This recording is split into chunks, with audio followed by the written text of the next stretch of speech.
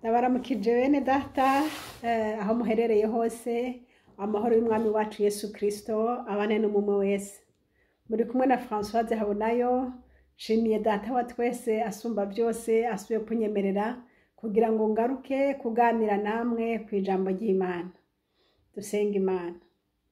Mu izina rya Yesu ndagukengurukiye Mana y'ubutwari bwinshi, habwa icubahiro kubw'umwanya umpaye kugira ngo soye kugaruka kuganira na bene data. Nuko ndi imbere yawe mwami, ndakwinginze mushoboze, mpemu wawe mwiza anshoboze, kandi n'abankurikirana bose bagirirwe neza nawe mu izina ryawe ryera Yesu, amen. Haleluya. Uyu munsi ndiko ndiyumvira cane ku byo kugaruka kwa Yesu Kristo, kandi ibyo ntaworeka kubyumvira kuko niyo destination yacu ni ukuzoja mu ijuru. Imana nishimwe. Rero nariko ndiyumvira none gamana abazogenda nabahe, ni bande na bande? Ko muri iyi minsi wumva nyine abantu bose, abantu bafise imyitwarariko yindi, ariko umwitwarariko wo kuja mu ijuru simbizi ko ari abantu benshi cyane bawufise. Hariho abantu benshi baramenye Imana, ariko uyu munsi bamaze kurambirwa kubwo kwitega cyane, ati noneho twamwitegeye ko ataza. Ariko uyu munsi ngomba kuganira namwe ikintu kimaze iminsi kimfashe cyane mu mutima, ijambo Kristo Yesu ubwiwe yivugiye, hanyuma akaba ari ryo numva nyene mu mutima rimfashe cyane muri iyi minsi kugira ngo ndabisangire na bene data. Ni ijambo dusanga hariya mu gitabo ca Yohana igice ni 15. Ni ijambo musanzwe muzi, Yohana 15. Haleluya. Ego Yohana 15 turahera hariya ku murongo wa mbere. Haravuga ngo jewe ndi umuzabibu w'ukuri, kandi data ni nyenewo. Ishami ryose ryo muri jewe ritama arikuraho, kandi iryama ryose ararituturira ngo rirushirizeho kwama. N'ubu mwebwe mumaze kwezwa kubw'ijambo nababwiye. Nimugume muri jewe nanje ngume muri mwebwe. Nk'uko ishami ritabasha kwama ubwaryo ritagumye mu muzabibu, niko namwe mutabibasha mutagumye muri jewe. Ni jewe muzabibu, namwe muri amashami. Uguma muri jewe nanje nkaguma muri we, uwo niwe yama cane. Kuko ataco mushobora gukora mutamfise. Umuntu nataguma muri jewe atavuga nk'uko ishami ritabwa inyuma y'uruzabibu akuma, maze bakayatororokanya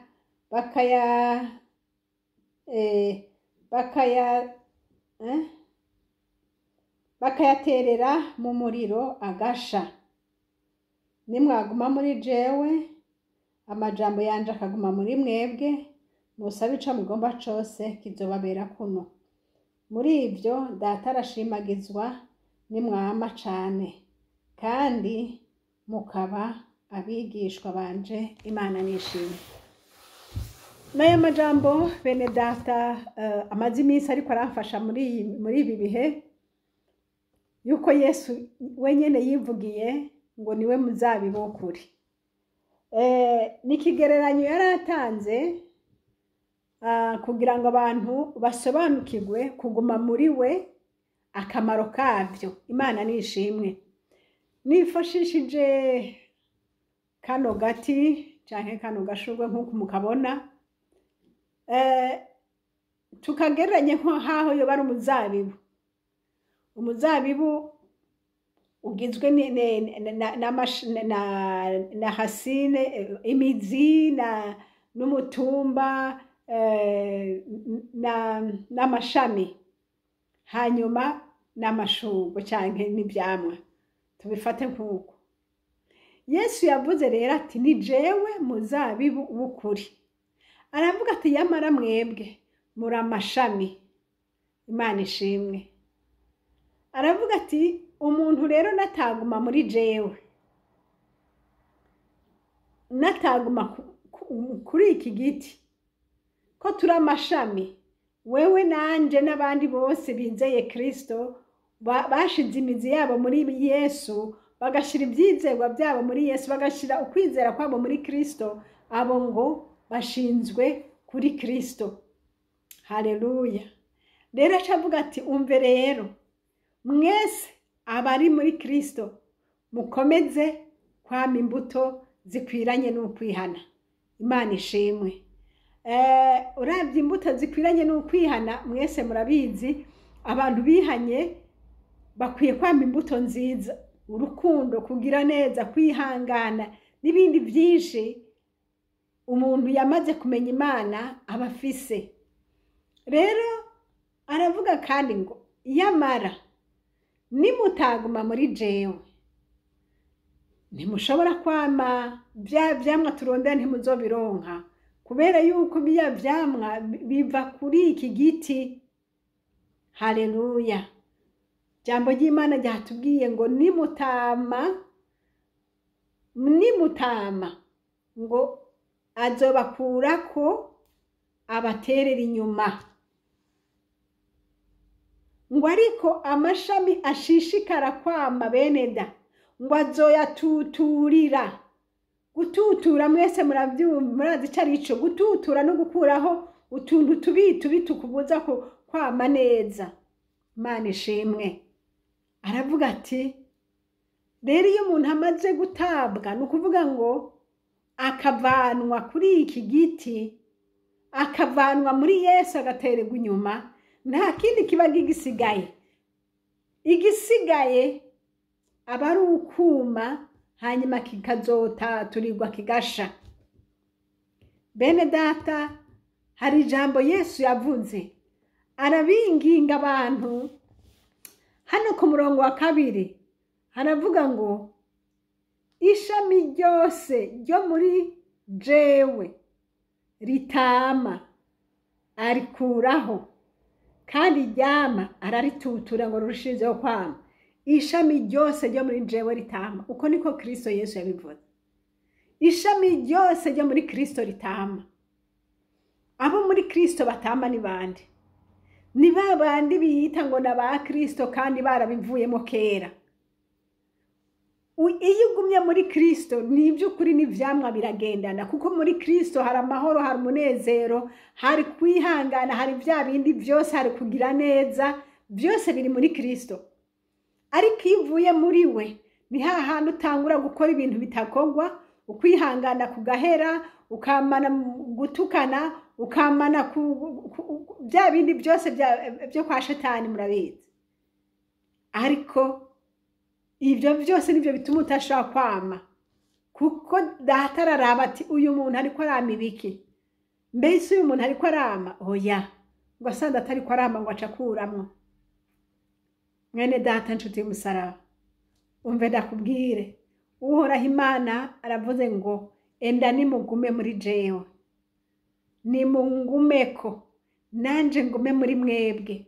Nukuva ngo nitwaguma muri Kristo nawe akagumana natwe, ngo tuzorushizaho kwama. Haleluya. Naho wo kwama gato, naho wowe uvuga uti je nta bikorwa byinshi mfise, ntaco kuri kurakora, Data yavuze ngo nzokututurira, ndakuvomerere, ndakugirire neza, intego urushirizeho kwama. Haleluya. Mwene Data, nshuti y'umusaraba, ikibazo ngarutse kuri wowe no kukubaza ngo uriko wama gute? Uriko wama ngwiki? Mbese uri kurama canke naho uricaye nyene nk'uwamaze gushika? Oya, Data arashaka ibikorwa ukora, arashaka ivyamwa byawe bigaragare, biboneke. Imana ishimwe. Yesu yavuze ngo ishami ryose ryo muri jewe ritama ndarikuraho. Sinifuza ko Yesu yogukuraho, sinifuza ko wotabwa kure. Oya, ahubwo icompa ukarushizaho kuguma muri we, kuko nuguma muri we uzosisa canke uzokura uburyohe muri we, aba ari bwo buba muri wewe, hanyuma bugufashe kwama. Imana ishimwe. Erega uburyohe muri wowe nibwo buca butuma n'ibindi byose vyama. Vya bindi biri muri wowe nivyo bisohoka bikama des fruits, bigatanga ivyamwa. Imana ishimwe. None wo kwama ivyo udafise? Oya, erega ibitubamwa nivyo bisohoka abantu bakavyumva. Iyo uriko uravuga amajambo akuvamwo, ashobora kuba ari amajambo ariko arahezagira abantu, ashobora kuba ari amajambo ariko arasubizamwo intege abandi, ashobora kuba ari amajambo ariko arabashiramwo ivyizigiro, amajambo abubaka. Ivyo vyamwe uriko uratera, naho womenga ni bitoya, ntaco bitwaye. Kora, data akazi kiwe no kukuvomerera kugira ngo urushirizeho. Haleluya, haleluya. Mwene data ntugire ngo reka ntaco ndiko ndakora je. Oya, uko nyene buke buke. Ikibi ni ukuvuga ngo ngo je ibintu ndabivuyemo, ngo je ibintu ngo ndabihevye, ngo je ibintu ngo wapi. Yo, bandanya mwene da. Narije kukubwira ngo bandanya. Data yavuze ngo uyo wese ariko arakora, uyo wese ariko arama imbuto, ngo data akazi kiwe no kumuvomerera. Haleluya. Reka wowe nanje ntacyo twari dushoboye uretse yuko dushinze imizi muri Kristo. Uyu Yesu twamwikomejeho kandi tuzomwikomezaho. Icoza cose kidukura kuri we gitsindwe mu izina rya Yesu Kristo. Uyu Yesu tuzomwikomezaho, twongere tumwikomezeho, kuko yavuze ngo ntazirukana uwuje ahari. Haleluya. Mwene data ukomere, ushishikare gukora ibikorwa by'umwami wacu Yesu Kristo. Ubu azozana ingero ikwiranye n'ibyo umuntu yakoze. Imana ishimwe. Ariko narinzanyira ijambo rivuga ngo mugume muri Kristo Yesu.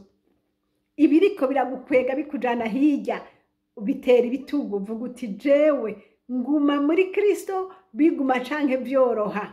Ico kintu cyose kigomba kunjana hirya ya Kristo kiragahera, kuko data yavuze ngo umuntu nataguma muri jewe, mwumve, natagumamwo ngo azotabwa nk'uko ishami riterwa kure ngo bakayatororokanya maze bagatera mu muriro agasha. Kristo niko yavuze. Ubu utagumye muri Kristo aratabwa, agatabwa kure. Mwene data, Yesu naguhezagire. Wahisemwo neza, uhitamwo Yesu. Niba wari kurabivamwo, umve nkubarire, garukana ivyizigiro vyawe. Vuga uti Yesu ndaje, ti Yesu nyakira. Mwami wanje ngomba kongera kuguma muri wewe. Mwami wanje ngomba unyongere gusenga. Mwami wanje ndashinda kwinginze, subira ungereremwo, numva akayaga kamuhemu yera, numve nongera ndakumve. Yesu ariteguye kukugirira neza. Haleluya. Twabonye ngo hariya ku murongo w'indwi ngo nimwaguma muri jewe, amajambo yanje akaguma muri mwebwe, ngo musabe ico mugomba cose kizobabera kuno. Mwumvise? Ngo nimwaguma muri jewe, amajambo yanje akaguma muri mwebwe. Imana ishimwe. Ubu rero vya bindi vy'imigani yo guterwa ku muzabibu no gutabwa no kugira gute arabisobanuye. Ati kuguma muri jewe, d'abord kuguma muri Kristo no kugira gute, nuko waramwizeye ukamwakira, ukavuga uti Yesu jewe ndakwakiriye nk'umwami n'umukiza wanje. Ugafuka mu kugurura umutima uti mwami Yesu ndakwakiriye, ngwino twibanire. Hanyuma ijambo ry'Imana ngo rikaguma muri wewe. Hari ikintu abantu batazi.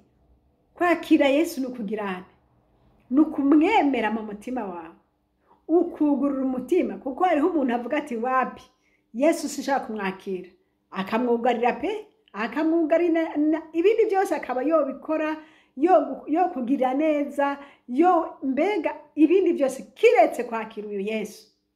Kwakira uyu Yesu kikamubera icago kidashobora kuba yo kwinjiza mu mutima wiwe. Ariko kwakira Yesu ni ukwemera ti Yesu ndakwemeye, Yesu ndakugururiye, ukaba uvyemeye muri wewe koko, Yesu aca yinjira. Haleluya. Hanyuma amaze kwinjira, murabizi kwa kundi wakira umushitsi, hari igihe kubera yuko haba hari mu mwijima, Yesu nawe akaba ari umuco. Yesu iyo yinjiye acamurika, yamurika agasanga ubucafu, agasanga vya bindi byose, naho ugaca ubibona, uca wihuta gukura, iko ukagikura, kiri ukagikura, kiri ukagikura. Kubera iki? Kare ntiwabibona ko nta muco wari uri muri wewe, ariko umuco umaze kuza ni hahandi uca usobanukirwa, iki kintu ni kibi, ugaca ugikuraho ukakireka, iki ukagikura, iki ukagikura, kugira ngo Yesu abe ahantu hameze neza. Imana ishimwe. Kandi Yesu amaze kuronka ikibanza muri wewe, nta cyanduye gisubira kumusangayo, kuko ni hahandi haje ikintu ugomba gukora ikintu kibi, haca haba alerte. Mwe munyara kavuga ati iki kintu ni kibi, ukaca wama uvuga ati iki kintu Yesu nagikunda. Imana ishimwe. Rero kwakira Yesu rero canke kuguma kuri uyu muzabibu nukugira iki? Nukumwakira mu mutima. Bishoboka yuko ufise izindi mana zigutuma utomwakira. Bishoboka kuba hariho ibindi wizeye bituma Yesu utomwakira. Niko bimeze. Ariko umunsi wo decide uti mwabintu mwe nakiriye, mwamana zitarizo nemeye, mwizina ry'uyu Yesu Kristo ndabirukanye, ndagomba kwimika Yesu. Upfa kubivuga baba bagiye. Kuko iri zina rya Yesu rirakomeye, riranyiganyiza ibihome bigahomvagurika. Iri zina rya Yesu upfa kubivuga ibindi byose bihinda agashitsi. Umubwira uti mwabintu mwe nizeye bitari byo, mwizina rya Kristo Yesu ndabirukanye mumvireho. Baca bagenda. Yesu nawe ukaca umuhamagara akacaza. Haleluya. Yesu rero ku murongo w'indwi yavuze ngo nimwaguma muri jewe, amajambo yanje rero agacaguma muri mwebwe. Bene data y'amajambo nayo kwizegwa. Ijambo ry'Imana n'iryaguma muri wewe, nguca usaba ico ushaka cyose kizokubera uko. Imana ishimwe. Hariho umukozi w'Imana umwe yanyigishije gusengera mu ijambo. Ugasoma ijambo rivuga ngo nk'akarorero uti nzobana namwe gushaka umuhero w'isi, nk'akarorero. Ugaca uvuga uti mwami Yesu wavuze kuzobana natwe, ndagushima ko n'uyu munsi uri kumwe nanje kandi uza kujana nanje. Ndagushima ko uzaza kunta naho nohura n'ibimeze gute. Mwami Yesu yakoze yuko uri kumwe nanje. Amen. Gusengera mu ijambo. Imana ibahezagire beneda. Ngo nimwaguma muri Kristo ntumusohore, hanyuma ugaca ugendera mu ijambo, uca usaba ico ushaka cyose urakironka.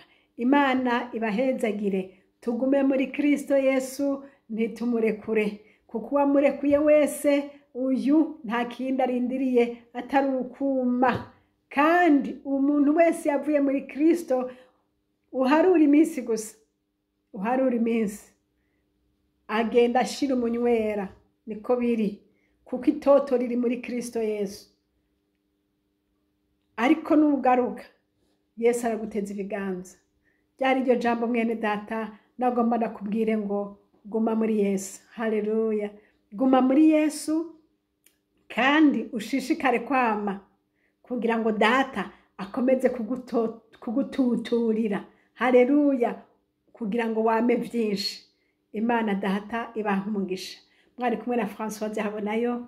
Inomero za telefone ni za zindi, ni +46 768 00 65 46. Imana nibahezagire. Kandi ishene turiko ni shene Habonayo. Imana iduhane umugisha namwe. Amen. Mana data ndagukengurukiye. Haleluya. Ndagushimiye ku ijambo ryawe. Ijambo ryawe ritwingingira kuguma muri wewe, kandi ijambo ryawe ritubwiye ngo abariko barama ngo uzoshishikara kubatuturira kugira ngo barushizeho kwama. Hezagira bene data bose mwami Yesu Kristo bitayeho igikorwa cawe mu buryo bumwe no mu bundi. Mwizina rya Yesu urabe mwami wanje mu ruho baruha, ubagirire neza, ubakomeze, ubatuturire. ubagwanira intambara nini, intambara nto, ahiri hose mwami Yesu ubagwanire kandi batsindire uzobukoze. Ndagushima kuri nyuma y'ijambo ryawe kugira ngo urishitse. Urakoze kuzoshishikara kubatuturira no kubakomeza. Izina ryawe rihabwe icubahiro. Kandi abakuvuye ko nabo mwami Yesu ndakwinginze ngo Mana data wa twese bataratangura kuma no gutabwa mu muriro, mu izina rya Kristo Yesu ndasabye ngo bahindukize bagaruke, kuko uri umugiraneza urabategereje kandi ugomba kubasubira mu nzira kugira ngo urushizeho kubahezagira. Urakoze Yesu, bakwegesha umugozi wawe w'urukundo, mu izina ryawe ryera Yesu, amen. Amena. Mwari kumwe na Françoise Habonayo. Uhoraho Imana abampera umugisha mwese, amen.